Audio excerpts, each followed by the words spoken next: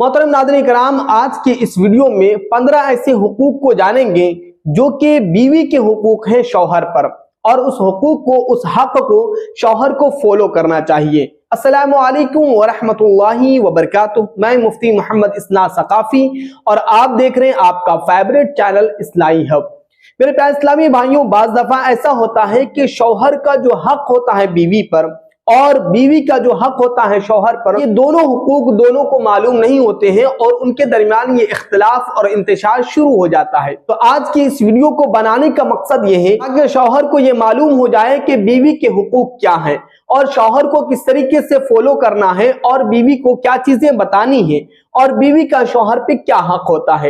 लिहाजा मेरे प्यारे इस्लामी भाइयों, एक मोमिन शौहर को ये होना चाहिए कि वो अपनी बीवी को शरीयती इस्लाम का हुक्म दे, शरीयती इस्लाम के बारे में नॉलेज दे, उससे मालूम कराए, उसे ये बताए कि क्या हक है और क्या नाहक है, क्या जायज है और क्या नाजायज है। बड़े अफसोस की बात यह है कि आज शौहर ही को नहीं मालूम होता है कि शरीयती इस्लाम का हक क्या है, कि शरीयती इस्लाम का नॉलेज क्या है, क्या चीज जायज है और क्या चीज नाजायज है। लिहाजा मैं तमाम मुस्लिम पेरेंट्स से ये रिक्वेस्ट करता हूं कि कम से कम बच्चों को इतनी तालीम दें कि वो हक और नाहक की तमीज कर सके, जायज और नाजायज की तमीज कर सके। तो एक शौहर पर यह फर्ज बनता है कि वो अपनी बीवी को शरीयती इस्लाम के बारे में उसे नॉलेज दे। फिर दूसरा हक है कि अल्लाह ताला के फर्ज और नबी करीम सल्लल्लाहु अलैहि वसल्लम की सुन्नत की तालीम दे, उसे नमाज, रोजा, हज और ज़कात के मसाइल को बताए ताकि वो अच्छी तरीके से प्रिपेयर हो जाए कि हमें नमाज किस तरीके से पढ़नी है, रोजा किस तरीके से रखना है, नबी की सुन्नतों को किस तरीके से फॉलो करनी है। लेकिन मैं बारहा यही कहता हूं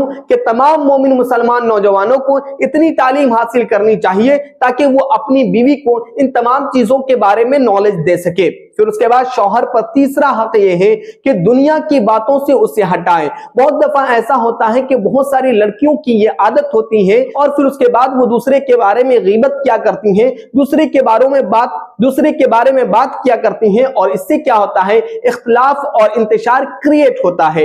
लिहाजा शौहर पर यह हक है कि वो अपनी बीवी को दूसरों के घर जाने से और औरतों के दरमियान ज्यादा बैठने से उसे रोकना चाहिए। फिर उसके बाद तीसरा हक ये है कि अपनी बीवी को आखिरत के बारे में नॉलेज देना चाहिए कि ये दुनिया जो है ये फानी है, हर एक मखलूक को इस दुनिया से जाना है। आज अगर कोई बादशाह है तो बादशाह को भी इस दुनिया से जाना है, अगर कोई फकीर है तो फकीर को भी इस दुनिया से जाना है। लिहाजा तमाम शौहरों को आखिरत के बारे में नॉलेज देना चाहिए कि ये सिर्फ और सिर्फ हमारा इम्तिहान है, असल हमारा इम्तिहान आखिरत में होगा और आखिरत हक है और हर चीज का हिसाब किताब लिया जाएगा। फिर उसके बाद एक शौहर पर यह भी हक है कि वो अपनी बीवी के साथ अखलाक और मोहब्बत के साथ पेश आए। ऐसा नहीं है कि आप बाहर से कोई काम करके आए फिर उसके बाद उसका सारा गुस्सा अपनी बीवी और बच्चों पर उतार दें, बल्कि डिफिकल्ट से डिफिकल्ट मोमेंट में अपनी बीवी के साथ खड़ा होना चाहिए और उसके बाद उसकी हौसला अफजाई करनी चाहिए।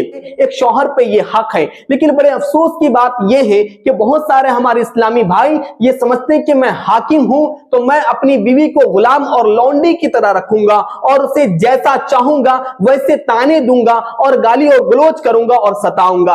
अगर कोई मोमिन भाई ऐसा अपनी बीवी के साथ करता है तो कल बरोदे महशर उसका हिसाब किताब लिया जाएगा। लिहाजा मेरे प्यारे इस्लामी भाइयों, अगर किसी काम के लिए आपको अपनी बीवी को पुकारना है तो कोई प्यारा सा नाम रख दे ताकि अगर आप पुकारते हैं तो आपके पुकारने में भी उसे मोहब्बत नजर आए। लिहाजा अपनी बीवी को लौंडी और गुलाम की तरह ना बुलाए। फिर उसके बाद शौहर पर यह हक है कि हर शख्स के साथ, बहुत दफा ऐसा होता है कि आज के इस पुरफतन दौर में मगरिबी तहजीब को अपनाते हुए बहुत सारे हमारे इस्लामी भाई दोस्तों को घर ले आते हैं। फिर उसके बाद बहुत दफा ऐसा होता है कि बाज हमारी इस्लामी बहनों की ये आदत होती है कि शौहर के फ्रेंड्स के साथ हंसी और मजाक करती है और इससे क्या होता है, ये बुरा असर पड़ता है, फिर वो कहीं और जाके बताता है। लिहाजा शौहर पर यह हक है कि अपनी बीवी को अपने दोस्त से या किसी भी लड़के से ज्यादा हंसी मजाक करने से रोके। फिर उसके बाद एक शौहर पर यह भी हक है कि कोई ऐसा नाजायज काम अपनी बीवी के सामने ना करे जिसकी वजह से जो है वो खुद तो गुनहगार हो ही रहा है, उसकी वजह से उसकी अहलिया, उसकी वाइफ भी जो है वो नाजायज काम उसे देख करके करेगी اور وہ بھی गुनहगार होगी। लिहाजा एक मोमिन शौहर को ये चाहिए कि कोई नाजायज काम अपनी बीवी के सामने ना करे। फिर उसके बाद एक शौहर को ये हक है कि वो शरीयत का पाबंद हो, वो नमाज की पाबंदी करता हो, रोजे की पाबंदी करता हो। फिर उसके बाद शौहर पे ये भी हक है कि हर वक्त अपनी बीवी को अपने बिस्तर से अलग ना करे। शौहर का ये अमल बीवी को बहुत ही ज्यादा तकलीफ दिया करती है, इसलिए कि बहुत दफा ऐसा होता है कि छोटी छोटी सी बातों में शौहर और बीवी जो है वो अलग हो जाते हैं और अपना अपना बिस्तर अलग कर लेते हैं। तो इसके दरमियान क्या होता है कि शैतान को मौका मिल जाता है, फिर उसके बाद वो जम करके अपनी कोशिश करके उन दोनों के दरमियान इख्तिलाफ पैदा करता है। तो कितनी भी बातें हो जाए, कितना भी झगड़ा हो जाए, कितनी भी बहस हो जाए, तो अपनी बीवी से अपने बिस्तर को कभी अलग नहीं करना चाहिए और हमेशा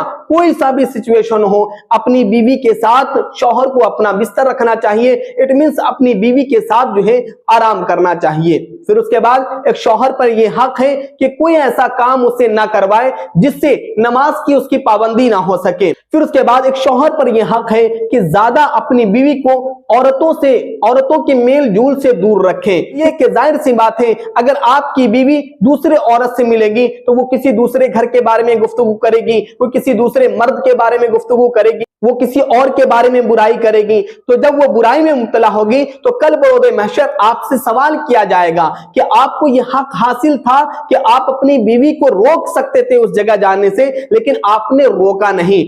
तो लिहाजा शौहर पर यह हक है कि ज्यादा औरतों से अपनी बीवी को मिलने जुलने से रोकना चाहिए। लिहाजा मेरे प्यारे इस्लामी भाइयों, हमारे तमाम मोमिन भाइयों को इन तमाम रूल्स को फॉलो करना चाहिए। अगर कोई भी हमारा इस्लामी भाई इन तमाम रूल को फॉलो करेगा तो कभी भी एक मियां और बीवी के दरमियान झगड़ा नहीं होगा, इख्तिलाफ नहीं होगा, जो कि आज के इस दौर में लड़ाई और झगड़े का परसेंटेज बहुत ही ज्यादा हाई हो चुका है। लिहाजा मेरे प्यारे इस्लामी भाइयों, आप इस वीडियो को तमाम दोस्तों अहबाब तक शेयर करें ताकि वो इन तमाम रूल्स से बाखबर हों और इन तमाम रूल्स को फॉलो करें। इंशाअल्लाह तबारक व तआला उनके दरमियान कभी भी इख्तिलाफ नहीं होगा। अस्सलामु अलैकुम व रहमतुल्लाहि व बरकातुहू।